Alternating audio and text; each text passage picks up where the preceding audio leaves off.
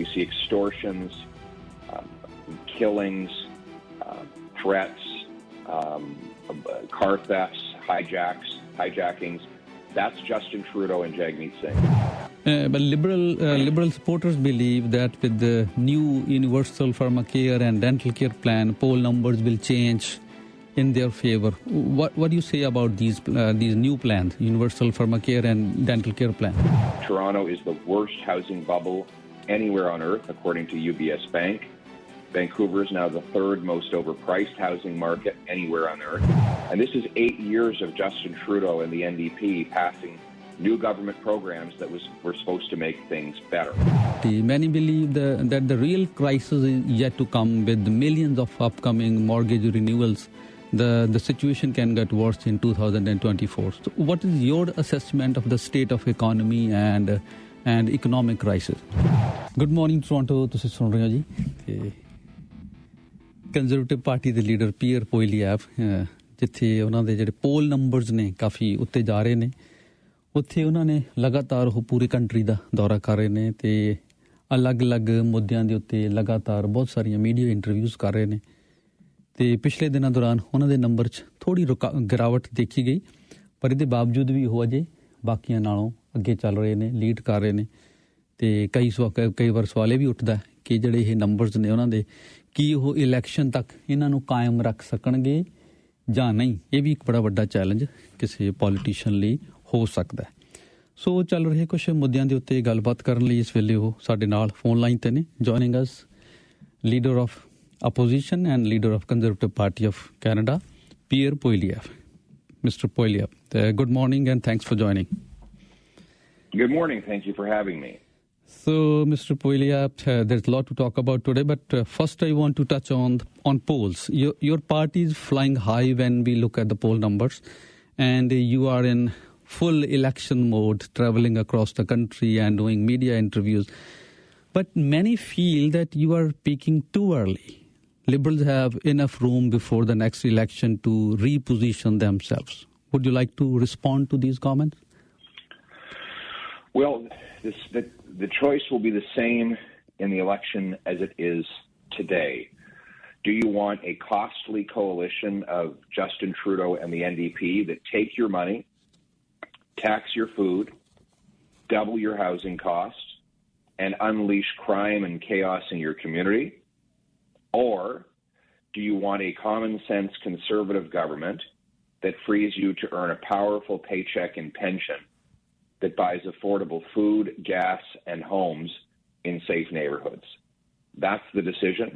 And whether we do the vote today or in 2 years, that decision won't change. Do you think election can happen next year? What's your assessment? Depends on whether Jagmeet Singh sticks with Justin Trudeau. He's been voting with Trudeau to quadruple the carbon tax, to pass catch-and-release laws to allow violent criminals to terrorize our streets. We see extortions, killings, threats, car thefts, hijackings. That's Justin Trudeau and Jagmeet Singh. And if they keep together their costly coalition, then we're going to see more of that kind of vicious criminality. But on the other hand, if Jagmeet Singh actually does his job and votes non-confidence, we could have a carbon tax election where Canadians will decide whether they want to keep the carbon tax with Singh and the Liberals, or whether they want to axe the tax with Pierre Poilievre. But liberal supporters believe that with the new universal pharmacare and dental care plan, poll numbers will change in their favor. What do you say about these new plans, universal pharmacare and dental care plan? We've seen these promises before. Over the years, the Liberals may have promised, for example, by spending billions on affordable housing, that we would be able to afford a home. Now, after doing that, we see housing costs have doubled. So we just hope that the Liberal NDP record on these other issues is not the same as their record on housing. We have the worst housing market in the world. Toronto is the worst housing bubble anywhere on earth, according to UBS Bank. Vancouver is now the third most overpriced housing market anywhere on earth. And this is 8 years of Justin Trudeau and the NDP passing new government programs that were supposed to make things better. So my common sense plan would incentivize cities to speed up and lower the cost of building permits.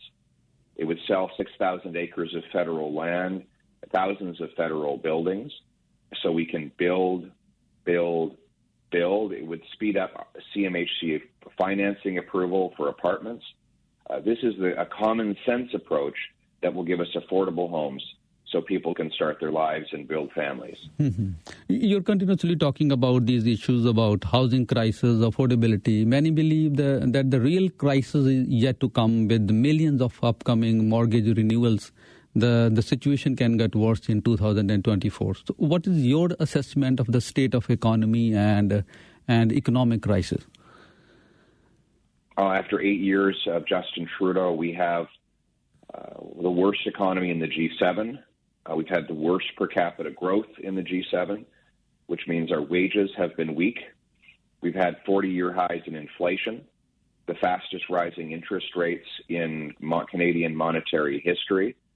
And Justin Trudeau told us that interest rates would stay low. So that's why Canadians went out and took on these big mortgages. He then unleashed $500 billion of inflationary deficits that have driven up interest rates. And now Canadians face the consequences as their mega mortgages renew at higher rates and their payments go up by thousands of dollars a month. This is the nightmare that Justin Trudeau has unleashed with the help of Jagmeet Singh. My common sense plan is to axe the carbon tax to lower the cost of gas, heat, and groceries, to cap spending and cut waste so we can balance the budget and bring down interest rates, to incent to remove bureaucracy and red tape to build more affordable homes, and to lower income tax so people bring home more of each dollar they earn so hard work pays off. This is a common sense plan. Now we need to bring it home. When we speak with common Canadians, the number one concern that people talk about is the mishandling of immigration policies and student visa program by the current government. But politicians from all parties are generally hesitant to talk about this issue. In your opinion, what should be the parameters or mechanism to set annual immigration goals, or how you would set your immigration goals? I would set my immigration goals by linking the numbers of newcomers to the number of homes that get built. So you need to have houses for people. We can't have people living in tents or under bridges as they do now after 8 years of Trudeau. So we need to create a formula that links the number of newcomers to the number of homes built and the number of doctors hired. That means that will ensure that when people come here, there's enough health care and housing for everyone. After 8 years of Trudeau, our immigration system is broken. It was never like this before him. He is the one that has unleashed chaos in the student program by allowing shifty consultants to lie to newcomers, fake colleges to set up and make money by offering fake programs, fake LMIAs that then get sold off on the black market. This chaos never existed before Trudeau. I'm going to bring home an immigration system that works for newcomers and for all Canadians. And now let me ask you a question about the issue of foreign interference. You've been very vocal about the Chinese interference. But some recent reports suggest that Indian agencies helped your leadership race. How would you respond to these reports? We ran a leadership race without any collaboration with any foreign government. That is, so to suggest otherwise would be completely false. We condemn all forms of foreign interference, and we want a foreign influence registry to expose every agent that works for a foreign government in Canada. I don't know why Justin Trudeau has resisted this. So has Jagmeet Singh. What are they hiding? I have no concern. I'm happy to expose anyone who's working for a foreign government with a registry that would identify them and expose them. So we're against foreign interference. and we will crack down on it when I'm Prime Minister. So other than China, Russia, do you think agencies from other countries, including India, Israel, Pakistan, are also taking interest or interfering in Canadian affairs? I have no doubt that there are many countries that try to interfere in Canadian affairs, and so I don't dispute any of that. After 8 years of Trudeau, our country has become a playground for foreign actors interfering in our politics, and he's done absolutely nothing to stop it, other than to grandstand and give big speeches. What concrete actions has he taken? Nothing. In fact, for most of his prime ministership, he's covered it up. So my common sense plan brings in a foreign interference registry to stop all governments from interfering in our country, and to expose those who do. And that's what we will do when I'm Prime Minister. And this is my final question. Law and order issues, crime, carjacking, auto theft, robberies, these are new normal for Canadian cities. So it's harming Canada's global image as a safest country on the planet, and will ultimately affect Canada's image as a global immigration destination. So in that sense, crime is a national issue, but we are not discussing it as a national issue. So as a federal politician, what do you think a federal government can do to address this major concern of Canadians these days? Well, this is the crime. This is the chaos and the hell that Justin Trudeau has unleashed with his catch and release criminal justice policy. He brought in a system of bail where the same criminal who is arrested today is released within a few hours. They can reoffend, and then they get arrested again, and then they're released in a few hours, and they can commit 3 or 4 crimes in one day. In Vancouver, after 8 years of Trudeau, the same 40 people had to be arrested 6,000 times. Why 6,000? Because they were released on early bail. My common sense plan would make it anyone with a long rap sheet ineligible for bail. It will be jail and not bail for repeat violent offenders. Second, I will stop giving out and decriminalizing hard drugs. Instead, I will give treatment to bring our loved ones home drug-free. Third, I will reverse Trudeau's policy of spending billions of dollars buying back hunting rifles and other lawful licensed property from law-abiding firearms owners. Instead, I'll put that money into reinforcing our border so that we can keep illegal drugs and guns out.